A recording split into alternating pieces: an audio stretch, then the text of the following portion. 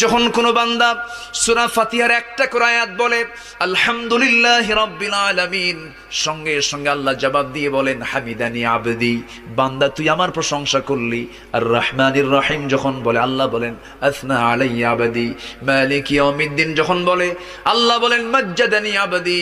এরপরে যখন বলে ইয়াকা না'বুদু ওয়া ইয়াকা নাস্তাঈন পর্যন্ত যখন বলে আল্লাহ বলেন বান্দারে তুই আমার কাছে কি চাস, প্রাণ খুলে চারে বান্দা।